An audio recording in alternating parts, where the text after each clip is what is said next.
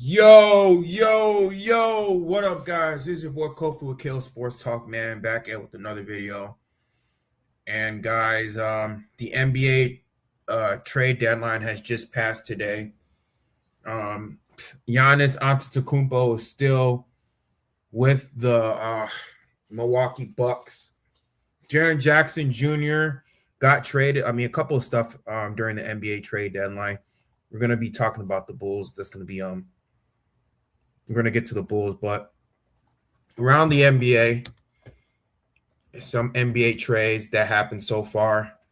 I'm going to read it off today. Um, let me see. All right, let me pull this up. NBA trade deadline frenzy.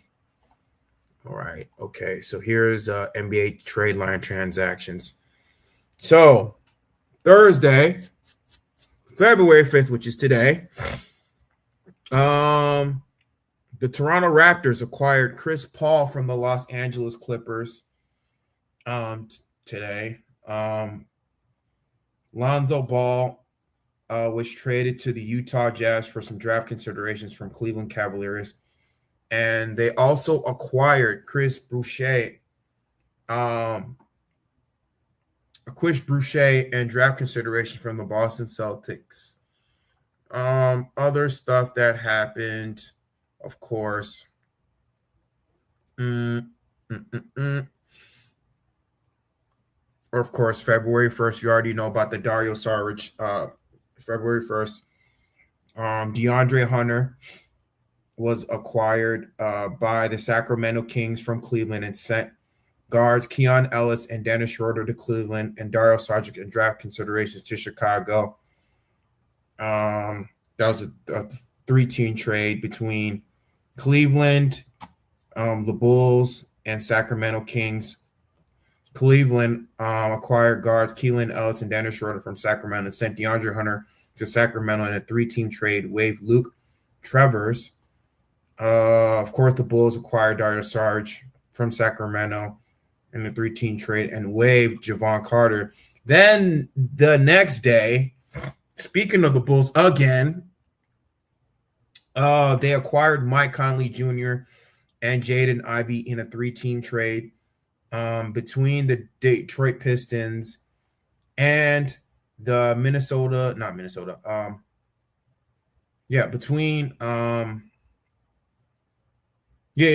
between the Minnesota Timberwolves, the Detroit Pistons, and the Bulls.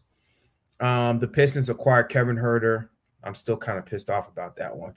Kevin Huerter, Dario Saric from Chicago, and draft considerations. Then we traded Dario Saric back to Detroit. The Memphis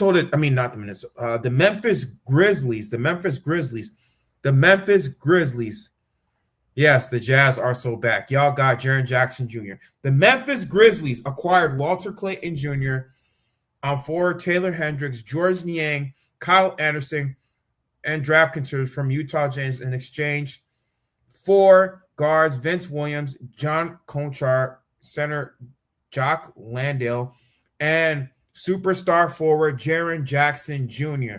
Now, this one is quite surprising. I really didn't expect the Memphis Grizzlies to trade Jaren Jackson Jr., but I want to see how was Memphis even doing? How was the Grizzlies doing? I don't think they were doing well this season. Oh, yeah, they were terrible. Okay, they're 20-29. So, yeah, they were terrible. And, I mean, of course, I'm not too sure what was going on with John Morant. I think John Morant, of course, he was still dealing with some injuries as well. But, big W to Utah Jazz. Utah Jazz, they got a defensive player of the year and Jaren Jackson Jr., a defensive anchor. You got somebody who can help in the post. That guy can shoot. Yeah, man. And to help out Laurie Marketing, you got a great defensive anchor in Jaren Jackson Jr., bro. Apparently, the Pacers tried to trade unprotected first-round pick for Walker Kessler, and Jazz said no. Okay. February 4th, This one got interesting. This one was interesting right here. The Charlotte Hornets acquired Usman Jang and a second round pick from Oklahoma in exchange for Mason Plumlee, acquired Mike Conley and Kobe White from Chicago. Yeah, Kobe White got traded to the Charlotte Hornets yesterday. Colin Sexton, we acquired Colin Sexton and 3 second round picks. Of course, we're not going to pay attention to Oklahoma City Thunder. They acquired Jaron McCain from Philadelphia in exchange for 2026 first round pick and 3 second round picks. The 76ers acquired first round pick and 3 second round picks from Oklahoma. Cleveland traded for James Harden from the Los Angeles Clippers for exchange for Darius Garland, which I think is stupid. Why did you get rid of Darius Garland? He was pretty solid for aging James Harden. And, of course, we got 3 second round picks, which I think is stupid. Like, I did understand the Chicago Bulls. Like, Chicago Bulls, we just keep taking L's, man. Like, we just keep taking L's. And now going into today, which really, really pissed me off. Now, I'm glad that we got rid of Kobe White, okay? I'm glad we got rid of Kobe White. Kobe White is a great scorer, okay? He's a really great scorer. But the thing about it is that he doesn't play any defense. And plus, even though, like, he was very good, you know, he made it up with his offensive production, you know. At times, it just felt like, you know, he had some, I mean, he was hot and cold. Like, Kobe White was hot and cold. I get it. He was hot and cold. One day he'll have a great game. The next game he'll have a completely crappy game. But you're meaning to tell me we couldn't get a first round pick for Kobe White? We got what? 3 second round picks? You're meaning to tell me we got 3 second round picks for Colin Sexton, who's completely garbage? And not only that, to put salt on the wound, we traded oh my gosh. Today, we traded freaking Ayo Dosunmu. We traded Ayo Dosunmu to the Minnesota Timberwolves. We traded Ayo Dosunmu to the Minnesota Timberwolves for 4 second round picks. Like,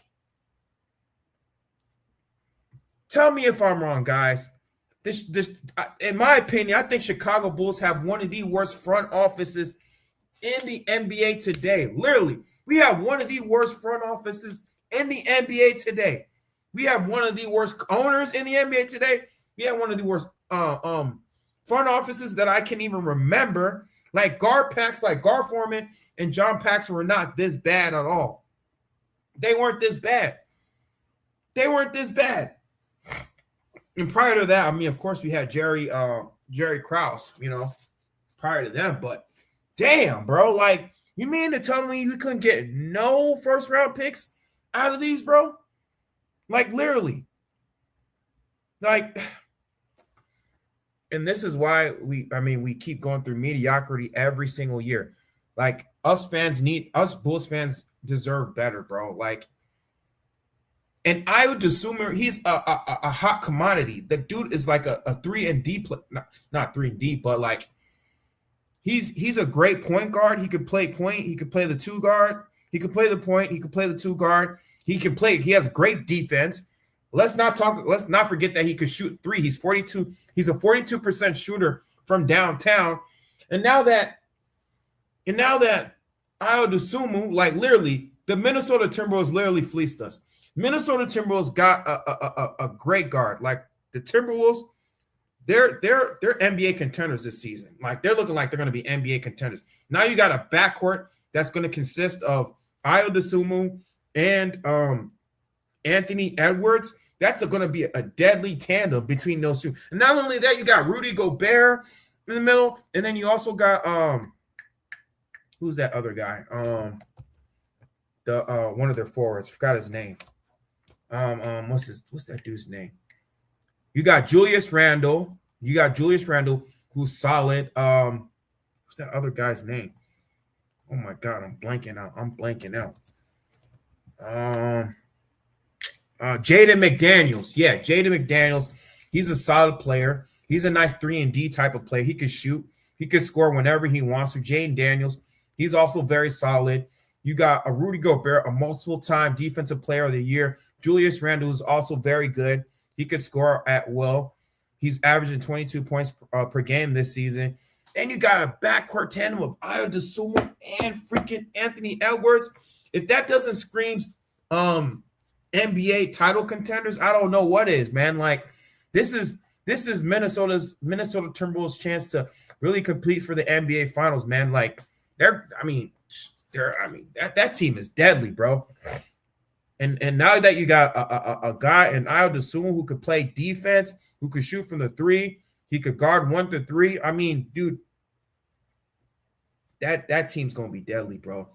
And man, like us, I mean, Chicago Bulls. I know we're trying to go through a full rebuild. At least for the time being, we're not going to be like a 9th or 10th seed because the past couple years, like we've been a play-in team, like, and the last couple years when we were a play-in team, it's like we always crap the bed, like literally always crap the bed, and like I'm just tired of being mediocre.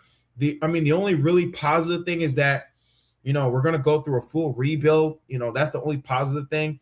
I'd rather us go through a full rebuild, which we should have done last season, the last couple seasons. But, it is what it is. I'm also glad. I mean, the bright side, we also traded Nikola Vucevic. He had to go. Like, literally. Vucevic literally had to go.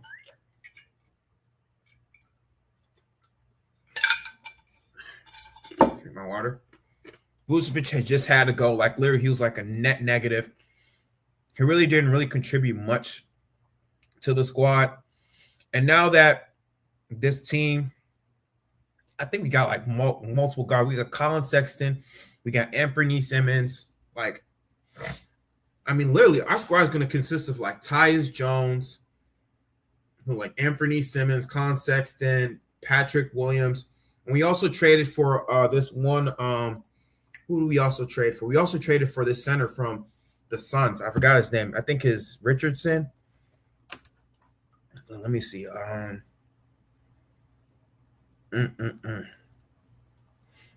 We traded for this Richardson guy, bro. I forgot his name, bro. But really, our starters is gonna be Anthony Simmons, Jaden Ivey, Matas Bucelis, and then you got Isaac Okoro.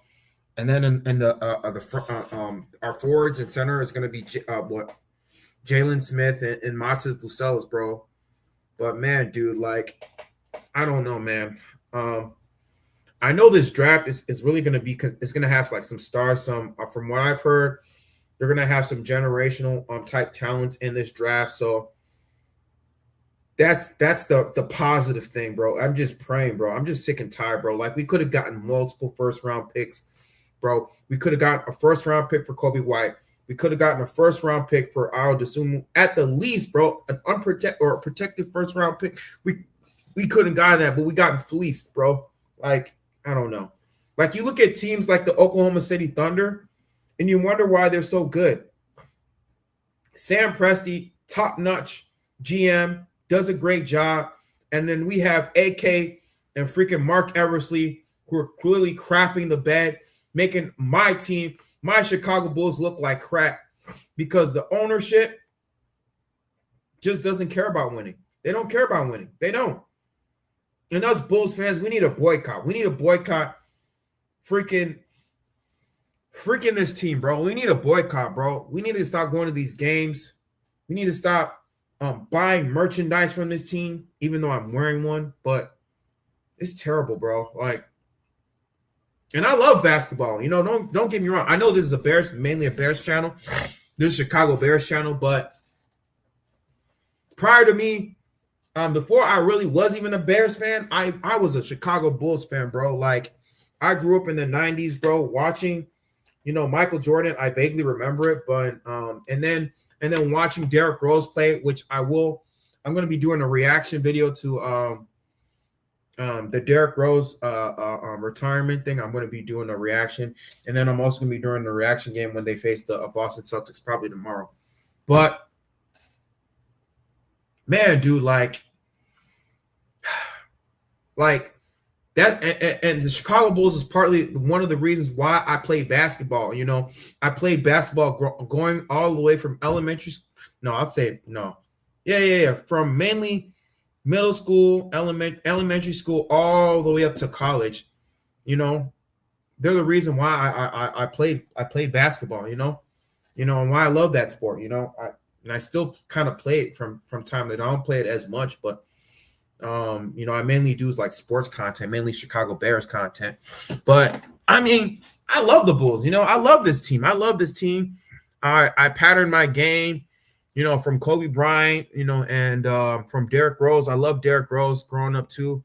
He was a Chicago kid, bro. I used to wear those MVP shoes, those black and those red soles. I used to wear those ones. Them ones were like fire. I used to wear those ones, bro. And like I kind of patterned my game off of of Derrick Rose. And I love this team. I love the Chicago Bulls team, but I'm just so sick and tired of the mediocrity. And it's just something just needs to change. And hopefully, bro, hopefully, man, we can. I'm praying to God we get a top 5 pick, bro. Like I know that this Bulls team is going to go into a full rebuild. I mean, I hope we just keep losing games. But at the same time, I hope we develop Montez Buzelis. I hope he develops him. I was really hoping we would stick with Aldasuma. I really liked him, but it is what it is, bro. But I think the bright side of this is that we are going to do a full rebuild, and hopefully out of this we can pray to God we'll get a top 5 pick, bro. At least a top 3 pick, bro. At the least. A top 3 pick, because I want to get one of those generational players from this year's draft. But I mean, we'll see though, man. We'll see though. But guys, man, let me know what you guys think, bro. If you're a Bulls fan like I am, bro, tell me what you think in the comment section. Let me know your thoughts in the comment section. I'm about to end this stream. I'm not going to go too long. I'm not going to talk too much long about this because I haven't been watching too many Chicago Bulls games, and so I'm not going to act like I know what is going on today. I think they are going to be playing. Who are they playing? Oh, they're playing the Toronto Raptors. That's it. That's a loss. That's a loss.